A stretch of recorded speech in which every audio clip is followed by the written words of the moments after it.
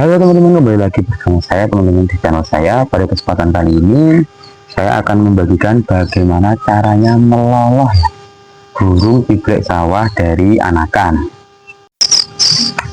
Pertama teman-teman jangan lupa menyiapkan ini ya, extra fooding untuk pelolohan.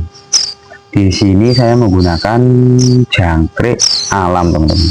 Yang penting itu kaki jangkriknya itu sudah hilang semua ya teman-teman, dan juga kepalanya dihilangi. Ini untuk burung pibrek sawah yang umur ini kurang lebih berapa ya teman-teman?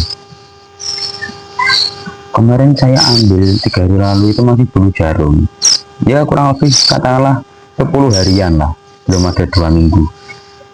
Ini itu pemberian lolohannya itu 1 ekor ini 2 jangkrik teman-teman, dan jangan lupa jangkriknya ini dikasih air sedikit agar tidak terlalu seret bagi si burung tersebut ya, begitu. Untuk durasi pelolohan biasanya itu 1 hari, yang usia segini itu saya loloh 4-5 kali. Teman-teman bisa melakukan 4 kali boleh, 5 kali juga boleh. Biasanya itu saya lakukan pelolohan misal pagi teman-teman, itu saya loloh jam 6 pagi, itu saya loloh, terus saya masterin teman-teman. Nanti jam 10 itu saya masterin kembali, dan juga saya kasih lolohan juga teman-teman. Jadi saya makanin jam 6, jam 10, terus jam 2, dan yang terakhir itu jam 5 teman, sebelum tidur. Dan itu pun setelah diloloh itu kita masterin. Setelah diloloh kita masterin. Teman-teman bisa melakukan masteran itu 24 jam boleh, 1 jam setelah pelolohan juga boleh. Yang penting diusahakan ketika burung seperti ini itu dimasterinnya posisi kenyang ya, dalam keadaan kenyang. Jadi seperti itu. Untuk pelolohan sendiri itu cukup mudah teman-teman. Jadi sini teman, ambil pakai pincet boleh ya, ini ambil pakai pincet. Nah, ini burungnya kan kotoran, ini kotorannya buang seperti itu. Jadi durasi pelolohan kurang lebih dari jam 6 sampai jam 10, berarti 7, 8, 9, 10 itu 4 jam, itu enggak masalah teman-teman. Nanti yang kedua, teman-teman bisa melakukan jam 2 itu juga sama ya, 11, 12, 1, 2 itu 4 jam. Nah jam 2 sampai jam 5 itu berarti 3, 4, 5 itu 3 jam. Teman-teman masih makan jam 6 pun juga nggak masalah, durasinya 4 jam. Jadi seperti itu. Untuk tahap pemasaran mungkin saya bisa menjelaskan di video selanjutnya. Di sini kita membahas tentang cara melolohan saja ya teman-teman. Jadi untuk lolohan burung seperti ini teman-teman bisa menggunakan jangkrik atau ular Hongkong, itu juga bisa. Tapi tidak saya sarankan pakai fur yang dibasahin itu loh teman-teman. Untuk usia segini itu yang penting kita full extra fooding dulu sampai burungnya itu sudah mau nangkring ya teman-teman. Ini sebetulnya sudah nangkring, cuman belum saya tangkringin teman-teman. Cuma keadaan kakinya kan masih belum kuat banget lah buat nangkring. Jadi saya kondisikan dulu burung ini itu di dalam sarang. Teman-teman juga bisa sedia di dalam sangkar dan dikasih tangkringan yang pendek teman-teman. Jadi sarangnya ini di bawah sangkar dan tangkringannya itu hampir sejajar sama ininya sarangnya. Jadi nanti ketika burung ini sudah mulai nangkring sendiri, keluar dari sarang, burung itu langsung nangkring.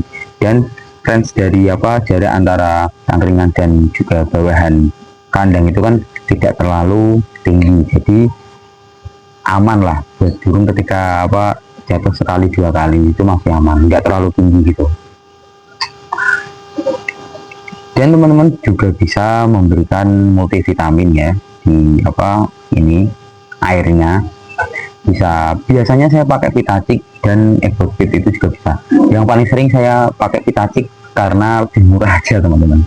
Karena Ebot apa ya jarang punya juga karena juga pelihara ayam, jadi adanya itu vitatik, jadi saya kasih vitatik sedikit saja nggak masalah. Untuk pemberian ulat hongkong biasanya saya itu lakukan ketika cuaca itu dingin ya teman-teman, atau hujan, itu saya kasih ulat hongkong.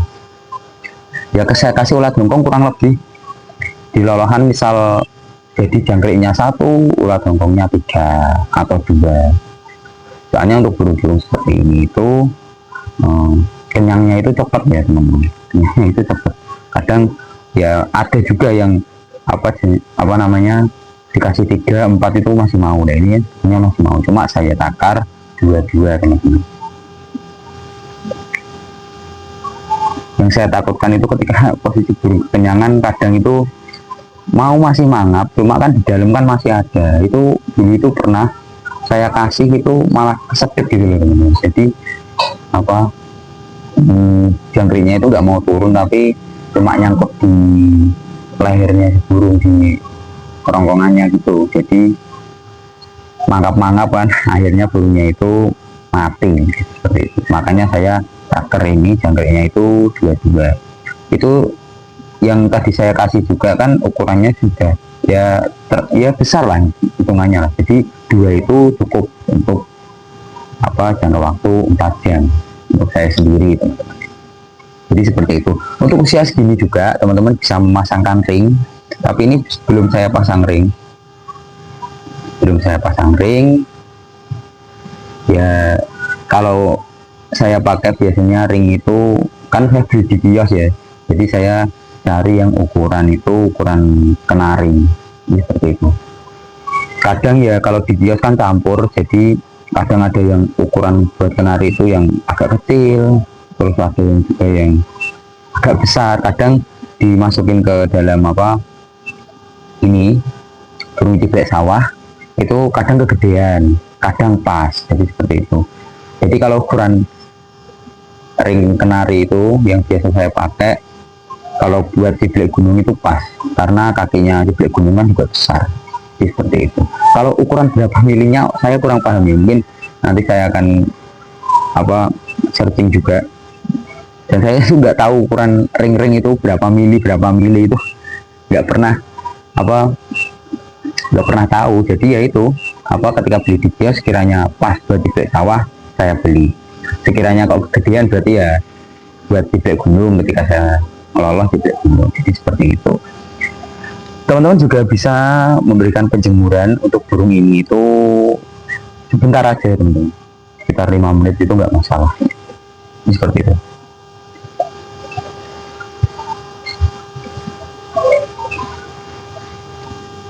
Ya jadi seperti itu. Teman-teman bisa jemur burung ini itu kurang lebih 5 menit lah, 1 menit atau 2 menit, yang penting burung itu terkena panas sedikit saja buat anget-anget. Jadi seperti itu.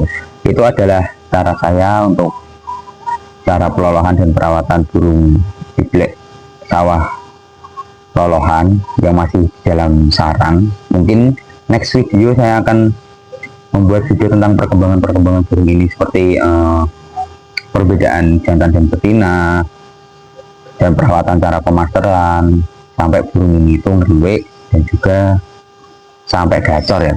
Jadi saya akan terus membuat video tentang perkembangan burung ini. Jadi seperti itu. Sekian dulu teman-teman dari video saya kali ini, semoga bermanfaat buat teman-teman yang ingin mencetak burung ciblek sawah dari lolohan. Terima kasih.